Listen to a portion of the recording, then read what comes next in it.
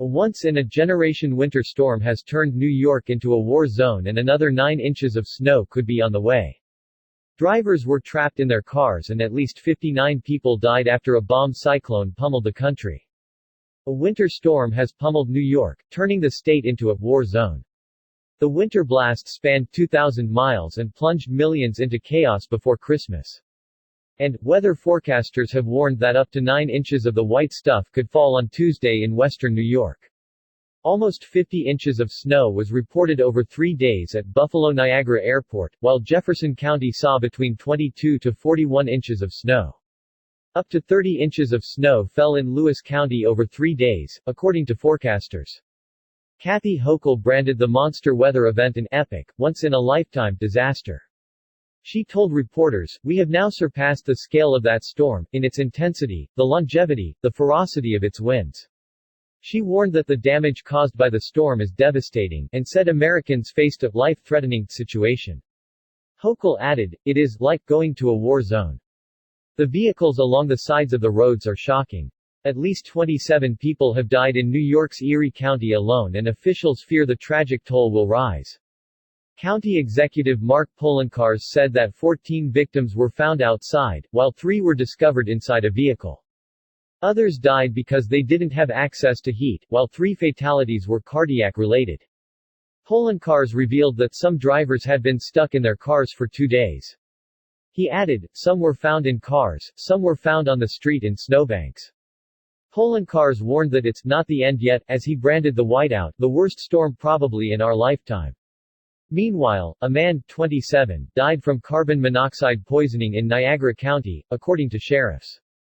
It's feared that there have been 28 deaths in the Buffalo area alone.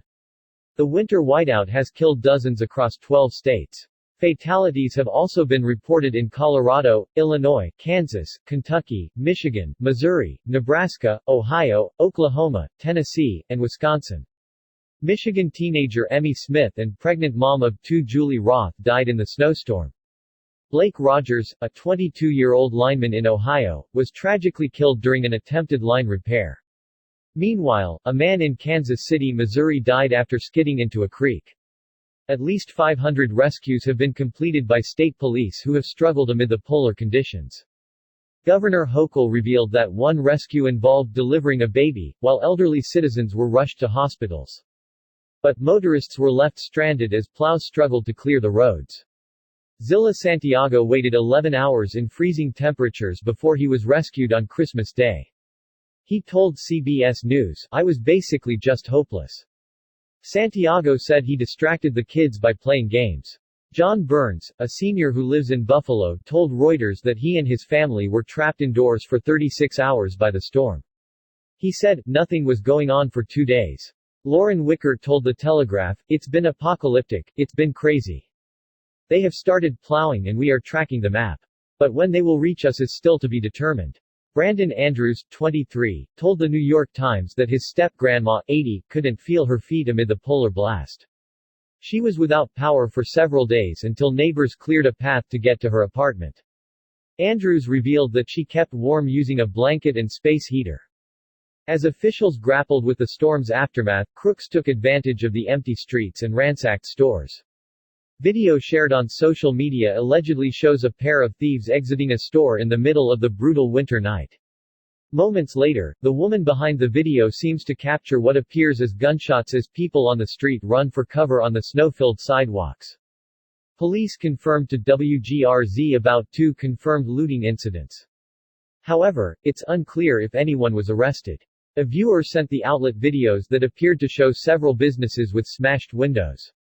Another clip showed a looted 7-Eleven store. The whiteout didn't just leave drivers stranded on interstates and highways.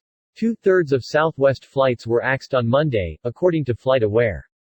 Fox News Digital's politics editor Kelly Locko revealed that every Southwest arrival at Dallas Love Field Airport was canceled. And, more than 2,500 Southwest flights have already been canceled as of 7:45 a.m. Eastern Time on Tuesday, according to FlightAware. It came after the airline canceled thousands of flights in the run-up to Christmas. The cancellations plunged Americans' Christmas plans into chaos.